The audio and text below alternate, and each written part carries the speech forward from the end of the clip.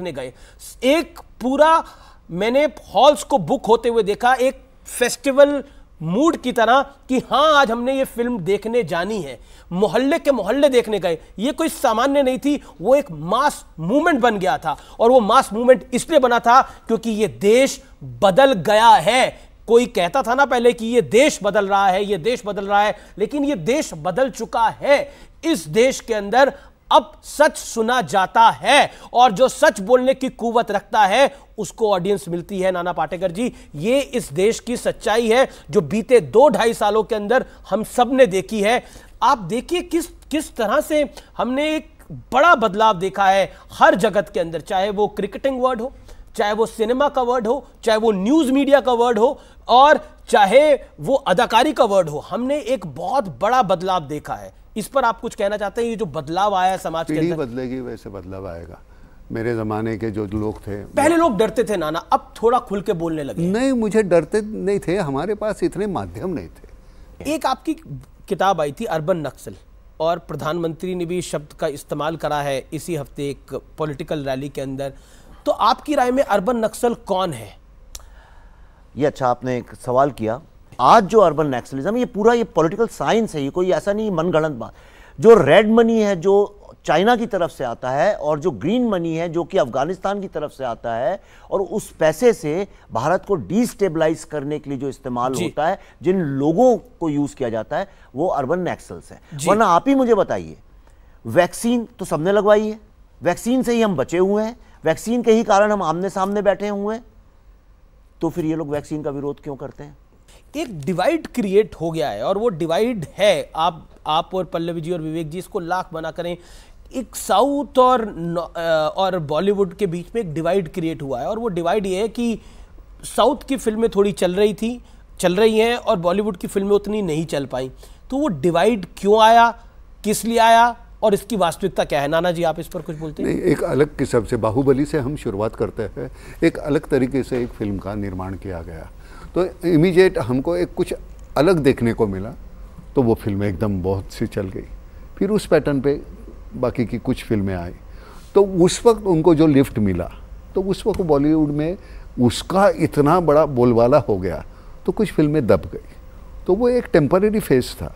पर आपको लगता है वैसे डिवाइड है इस? नहीं, कैसे डिवाइड है? अभी हमने काला में काम किया रजनी साहब के साथ जी, तो अभी वहाँ काम करते हुए मुझे लगता है कि इतना बेहतरीन माहौल था, तो हमने वो पूरी की पूरी फिल्म हमने तमिल में मैंने खुद डब की। ये डिवाइड नहीं था। क्या था कि जब फिल्म की बात होती थी तो सिर्फ बॉलीवुड की बात होती थी मेन स्ट्रीम में, लेकिन बाहुबली वगैरह जैसी फिल्में सडनली मेन स्ट्रीम में आ गई, तो उसके कारण थोड़ा इन लोगों ने, जो बंबई के जो लोग थे, वो थोड़े चिंतित होकर उन्होंने बोलना शुरू किया, और लोगों की नज़र में आ गया, अच्छा साउथ में भी इतनी बड़ी अच्छी फिल्में बनती हैं जो हम भी डब फिल्में देखते हैं। और दूसरा, लॉकडाउन के वक्त में जो डब फिल्में थी साउथ की, वो लोगों ने खूब दबा के देखी, इतनी ज़्यादा देखी कि जिसकी कल्पना नहीं की जा सकती है, इसलिए वो चर्चा में आ गई। तो लोगों को लगा ऐसा भी कुछ है, डिवाइड कुछ नहीं है, सब भारत का सिनेमा है, भारतीय सिनेमा। वो वहाँ का जो कल्चर है ना जी, तो वो देखने में बड़ा मज़ा आया। आज भी वहाँ जीवित है वो, जो हमारे यहाँ हिंदी फिल्म से वो अब आजकल गायब हो गया। तो मुझे है साउथ की जो फिल्में, जो आप सारी RRR हो, चाहे वो बाहुबली, चाहे पुष्पा हो, इन सब में कॉमन मैन जीवित है। नहीं, साउथ की फिल्मों में आपको कॉमन मैन दिखता है, आम भारतीय विलन होगा, आम भारतीय होगा, और भारत की ही समस्या होगी। बॉलीवुड में क्या हो गया कि NRI मार्केट को केटर करने के चक्कर में उनमें से common man, common evil, common villain को ही हटा दिया गया। नाना, आप कुछ कह रहे थे? बिल्कुल सही है, बिल्कुल सही। मैं उनको वही अभी बोल रहा था कि हमारा ये सामान्य जो हमारा जो आदमी था, इंसान था, वो हमारे फिल्म का हीरो था एक वक्त में, अब वो नहीं रहा। हमारे बलराज साहनी गायब हो गए, मोतीलाल जी गायब हो गए। हमारा student of the year Bharat का स्टूडेंट नहीं है, वो किसी ऐसी जगह कोई कॉलेज ही नहीं होता। अभी देखो ना, नया दौर का हमारा किसान था, गांव केड़े का था, यूसुफ साहब हमारे, तो वहाँ के थे। तो वो देखने में कितना मजा हुआ, और एक साइंस और इसके, इसीलिए आप वैक्सीन वॉर जब तुम देखोगे तो आप देखिएगा सब आम महिलाएं हैं, तुम्हें अपनी माँ की याद आ जाएगी। मैं जो देखेगा उसको अपनी माँ की अगर याद ना आई, या लौट के अपनी माँ से उसने नहीं बोला कि माँ चलो मैं तुम्हें ये फिल्म दिखाता हूँ, तो मैं, आप दोबारा बुलाइए, मैं आपको वादा करता हूँ ये जो फिल्म है ये भारत की माँ को सेलिब्रेट करने वाली अपनी पहली तरह। मेरी माँ इस आपकी बात सुन के बड़ी खुश होगी।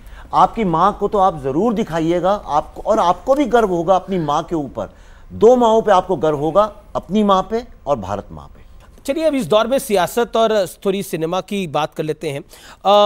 आमिर खान को मैं कोट करता हूं, उन्होंने बोला कि उनको 2015 का बयान है ये कि किरण राव को और उनको भारत में पहली बार उन्होंने कहा कि क्या हमें देश छोड़ देना चाहिए। मेरे सामने किरण ने ये सवाल उठाया था। उनके मन में अपने बच्चों के लिए डर है, उसे देश में बन रहे माहौल से भय लग रहा है। और ऐसा नहीं है कि ये सिर्फ आमिर खान ने बोला, जब आमिर खान ने बोला उसके बाद कई अभिनेताओं ने, कई एक्टिविस्ट ने इस बात को बोला। क्या आपको भी लगता है नाना देश में डर का माहौल है? बिल्कुल, किसी ने कुछ देश छोड़ने की जरूरत नहीं, वो महफूज है यहाँ, बिल्कुल किसी को कुछ नहीं होगा। आपको देश में डर का माहौल लगता है? नहीं, मुझे बिल्कुल नहीं लगता। मैं अगला आपसे सवाल पूछ रहा हूं। नसरुद्दीन शाह का एक बयान है, उन्होंने बोला था कश्मीर फाइल्स और गदर 2 और द केरल स्टोरी जैसी फिल्मों को मिल रही भारी सफलता परेशान करने वाली है। ये रिसेंटली उन्होंने इसी महीने परेशानी अच्छी है, ऐसी परेशानियां होती रहनी चाहिए, मैं तो कहता हूं और होनी चाहिए ऐसी परेशानी। कश्मीर फाइल्स का हिट होना या फिर केरल स्टोरी का हिट होना या गदर 2 का हिट होना क्या परेशानी की बात है नाना पाटेकर जी? आपको नहीं लगता? हालांकि मैंने 2 फिल्में देखी नहीं है, गदर मैंने देखी है, वो गदर एक अलग किस्म की फिल्म है, लेकिन ये जो दो दूसरी फिल्में बोली है मैंने देखी नहीं है।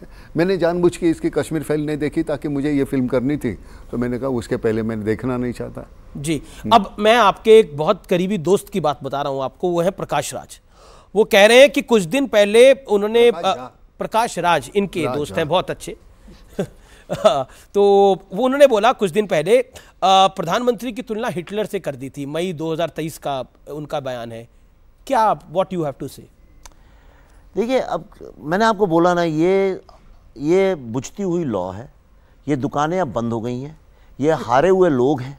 अब मैं कुछ तस्वीरें दिखा रहा हूं। पहली तस्वीर नाना पाटेकर के लिए है, शाहरुख खान की तस्वीर आई है। नाना पाटेकर जी, हाँ। क्या कहना चाहते हैं इनके बारे में? बहुत अच्छा कलाकार है। इसकी पहली फिल्म मेरे साथ थी, राजू बन गया जेंटलमैन। अच्छा, रिलीज तो उसकी दूसरी हो गई, लेकिन पहली वन बहुत बेहतरीन कलाकार। मैंने उस वक्त, पूछ लो कभी शाहरुख को, उस वक्त मैंने कहा था तो बहुत बड़ा स्टार बनेगा। पहली फिल्म में मैंने उसको तभी रिसेंटली बात हुई आपकी शाहरुख खान? जब भी मिलता है, आज भी वैसे उसी तरह से मिलता है मेरे साथ, मुझे कोई दिक्कत नहीं उससे। और वो मेरा अपना है, मेरा छोटा है, तो मुझे उससे दिक्कत क्यों है? चलिए अगली तस्वीर किसकी है देख लेते हैं, और वो विवेक अग्निहोत्री जी के लिए है, राहुल गांधी जी की। विवेक जी, अब आपको बोलनी है इन पे 2 लाइनें। हमारे घर में जब बहुत टेंशन का माहौल होता है कई बार जी, और लोग बहुत स्ट्रेस में होते हैं, खासतौर पर पल्लवी जब स्ट्रेस पे होती है, तो मैं राहुल गांधी जी की कोई स्पीच पल्लवी, उसका वीडियो पल्लवी को व्हाट्सएप पे भेज देता हूँ, और फिर हमारे घर में सब ठीक हो जाता है। हम लोग उसके बाद रात को बड़े आनंद से सोते हैं। देखिए, पल्लवी जी भी मुस्कुरा रही हैं, नाना जी भी मुस्कुरा रहे हैं। मैं पहली बार ये सुन रहा हूँ, मेरे समझ में नहीं आया मैं क्या करूँ।